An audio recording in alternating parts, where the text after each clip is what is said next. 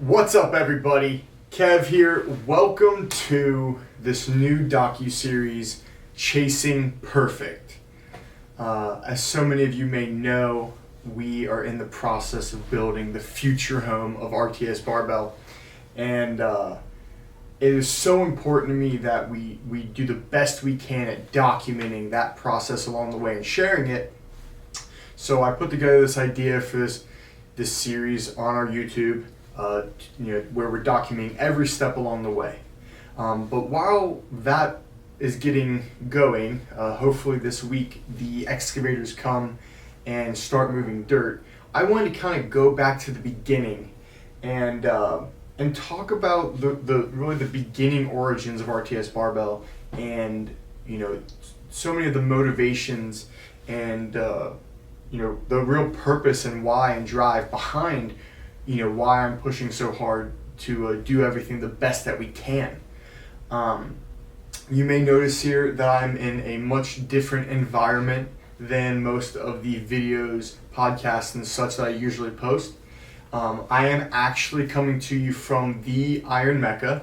If you followed me for any amount of time, I post pictures of this place often. In fact, it means so much that I put on a t-shirt that I have on right now. But this is what we call the Iron Mecca, aka Chris's garage. My amazing friend Chris, this is her little garage in the back of her house.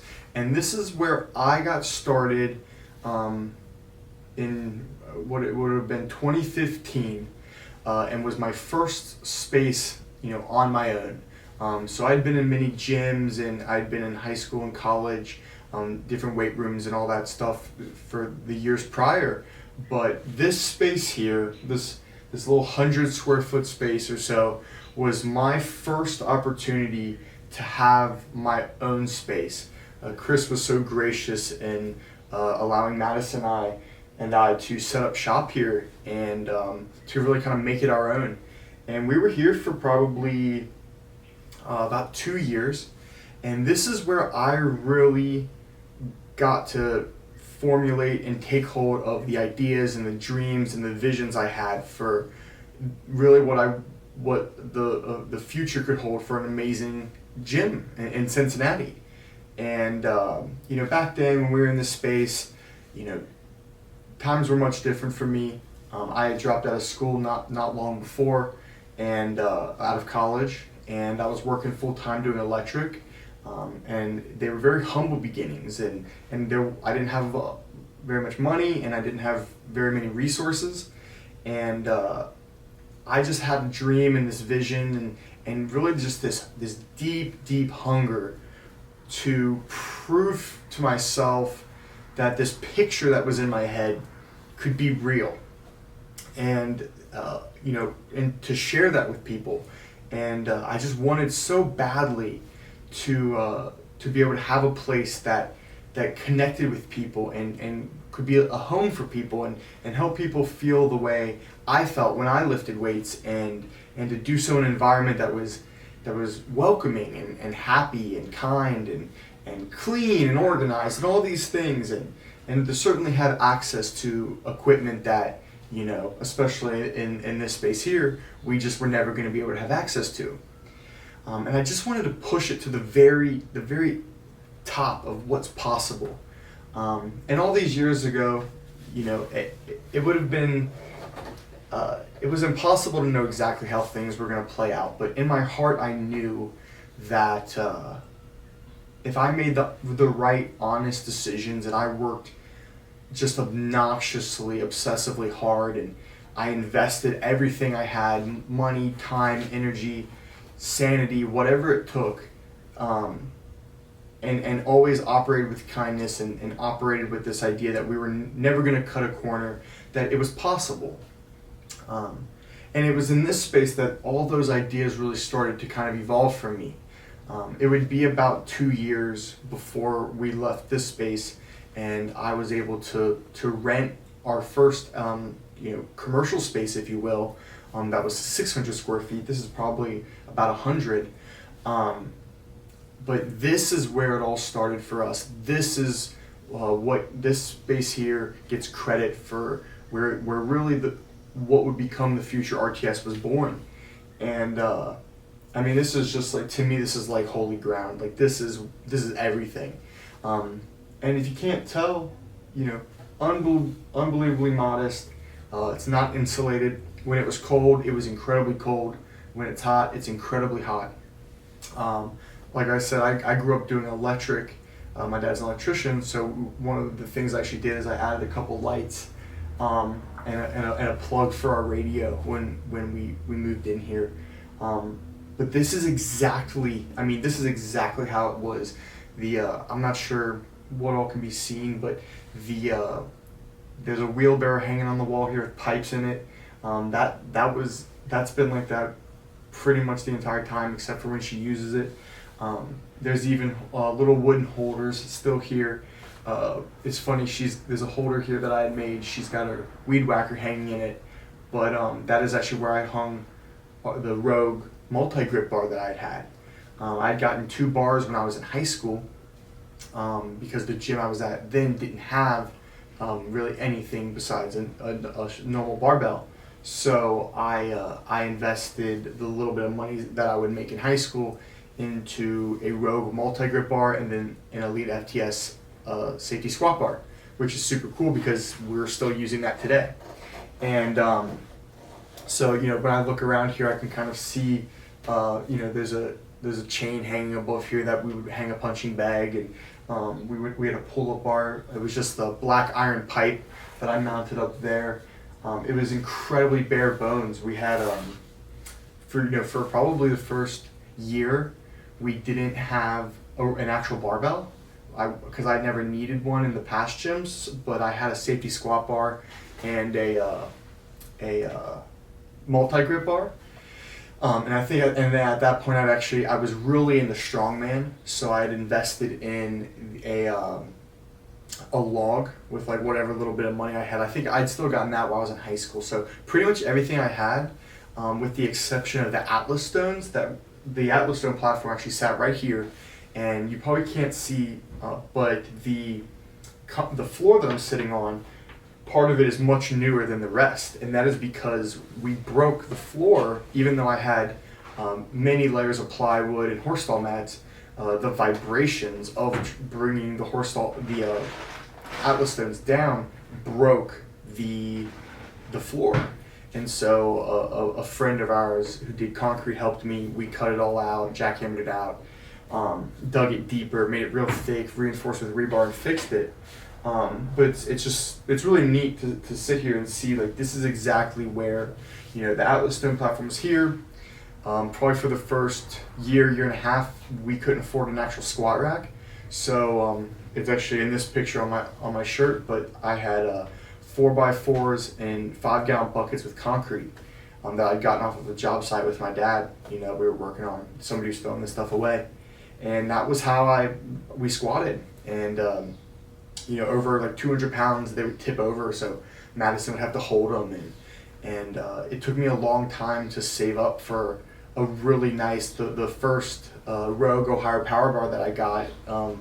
It was in the time when they didn't have really coatings for them, so it was just a bare steel. We still have that. We use it to this day at RTS. And then we got a Rogue, just a basic Rogue squat rack. A Monster Light. I'm forgetting the labeling on it, but we finally got one of those, and to me that was just like, I thought, wow, we're really doing something. Like, what an upgrade, and it really allowed us to kind of push to the next level just in our own training here and whatnot. But I can go on and on. There's just so many stories. So much happened here. Madison and I and Chris and various other friends that would come visit. This was just like our little micro oasis. Like, we were just doing the best we could with what we had, and we trained so hard. Madison and I both, we got as strong as ever here, and this was really a wonderful proving ground for just me reinforcing my desire and my love for this, and wanting to push out into making it an actual business that could serve people, and not just be us alone in here, and to be able to move towards having the next level and the next level of quality and equipment and all of these wonderful things that I've been striving to make a reality for the RTS Barbell community. And so I really, just for a long time now, I've wanted to bring it back and shoot a video and record from here, so that I could really share this, like, these intimate surroundings of where it all really started, and that the story of RTS Barbell is incredibly genuine and authentic, and we started with nothing. We started from nothing, but we had the amazing support of someone like Chris, and just the support of everyone along the way all these years, that we've just tried to genuinely and meticulously build upon, and I've just always tried to dump in more than I've taken from it, and try to over deliver, and I'm just so proud of where RTS, what it's become and where it's going, and it's almost an unthinkable thing that as we're about to break ground on an over 10,000 square feet facility. That what I am sitting in is maybe 100 square feet. Like, this guy could go inside of the new facility and we would still be over 10,000 square feet, and that is just unbelievable. And that kind of transformation doesn't happen without, of course, everybody that's ever visited and been a part of RTS Barbell. But it also just doesn't happen without this genuine obsession and these early day just kind of grinds, and the support of Chris and of my wife Madison and my brother Brandon, and just all those little moments along the way that every time I was felt like I was in over my head, or didn't know what to do next, or there was no more money, whatever the case may have been, I was always like, we're gonna find a way. We have to be resourceful, right? I started about as at the bottom as you could with everything, so I was like, I understood what that was like, and I understood that we could build from there, like little by little. It may take years and years and years, but we could chip away, and we could elevate, and that's exactly what we've done. So in every space I've ever been in, we have tried to make the most of it, and there's never been a space that I've been in that I let be a negative. I let it feel like this big, eventually we would outgrow it. But I've always been so thankful. We went from this 100 square feet, and then we got to an actual commercial building that was about a mixed-use building then we had 600 square feet, and that's where the business, the true RTS Barbell really started. When I was able to actually start inviting in people to be quote unquote members and join this community, and we started to develop what that would mean. And then from there, the space next to us opened up, and we added that. We tore the wall down, and that was added 400 square feet, so we were at about 1,000. And then the space that we're in now, that's 3,300. So in the span of being here from 2015 to the beginning of 2017, we moved into the first commercial space in February 1st of 2017, but I didn't open the gym until July 15th of 2017, and that means so much to me that I actually have it tattooed on my wrist. And then from there it was just push. 2018, we were able to add that extra 400 square feet. 2019, we moved to the space we're in now, which is 3,300 square feet. It was May of 2019. And then it was literally about this time last year that I sat down with Madison and my brother, and I said, now's the moment. We need to start looking to what the future, the truly, you know, epic, definitive future of RTS Barbell is going to be, and how are we going to over deliver, and just provide just the very best atmosphere and quality service we can. And there was no other answer to that than taking the reins completely, finding either a building or a piece of property and building a new building. And it worked out incredibly and beautifully well. That 1 minute from where we're currently at was this piece of property that was just, it was meant to be, and there's just no other way to say it. And we were able to make it happen, and we got that, and that whole process started a little bit over a year ago. So, you know, from that time to now has just been all behind the scenes, just day in, day out, early morning, late night grind of planning and problem solving and working with, you know, architects and engineers in the city of Cincinnati, and just all the people that are required and the skill sets that are required to create something as epic and amazing as the new RTS Barbell HQ is going to be. And so, like, it's taken, you know, over 12 months to get us to the point where we can move dirt and build a building.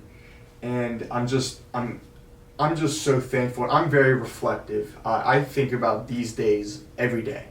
And it just motivates me, and it also keeps me grounded. Like, coming here and sitting here is like, I spent 2 amazing years like figuring myself out in here, and you know, I needed those 2 years to be able to kind of get my head in a place to send us on a trajectory that was going to be super meaningful and productive, and, you know, those roots and being grounded and kind of always having this as like a home base, if you will. Like, I don't come here super often unless I'm going to visit Chris, but just knowing it's here and like being able to come in here and see these little reminders and these memories and these little, you know, symbols of just what, you know, 20-year-old me was thinking and trying to sort out, and where I was trying to go,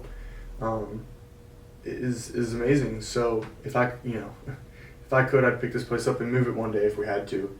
It just means a lot. So, but this is the new docuseries that I'm putting together, Chasing Perfect, and that's something that I spent a lot of time thinking about it, and, you know, I thought about like chasing perfect, and then someone would be like, you don't chase, you chase it like you're gonna take it, and it's like, for me, it's like, no, like, perfection is elusive. It's by many words, just impossible. But this constant and obsessive strive to try to get as close to that line as possible, in every iteration, and with this iteration, it is absolutely my intentions that this is going to be as close to perfect as it can get. And I will not sleep, and I will not stop, and I will push everyone that's around me and involved in this, to make sure that it is as close to perfect as possible. So, I'm chasing perfect. I'm also demanding perfect. And, I'm demanding that of myself first, because I want everyone that makes RTS Barbell what it is to walk in and just be home. I want them to feel like they're at home, and I want them to just have everything that they didn't even know was possible. The best facilities, the best equipment, the best community, just everything. I want them to know that I care more than they could ever imagine, about them and about their happiness and about their training and about their goals. And for anyone that's involved with the RTS Barbell name, I want them to know that, like, I take that incredibly serious, and there's nothing matters more than that. So just being able to come here and finally, I've had this idea for like a few years of just coming here and setting up, and to be honest, I didn't always have like, access to the things I needed, the camera I'm shooting on, even the computer I'm recording on. I didn't always have access to tools that were really conducive to getting some of this stuff done in a quality way, in a way that I wanted to push to. So I'm just so excited and thrilled to be able to put these pieces together and to continue to try to document for you guys. I don't think about the things I share as like content or like things that I'm creating. In a sense, it's more, I just want to document our past, present, and future, and then put that together in a creative way that's that's fun to watch and share. But I just want to continue pushing forward with you guys and to just make an amazing place. And this is the Iron Mecca, aka Chris's Garage, and I'm thrilled and happy to have brought you guys in here, shared this with you, and you all mean the world to me. Huge things ahead. Get excited for the future episodes where we're actually on site and documenting the new RTS Barbell. And so much love for you all, and I'll check in with you guys later. Peace.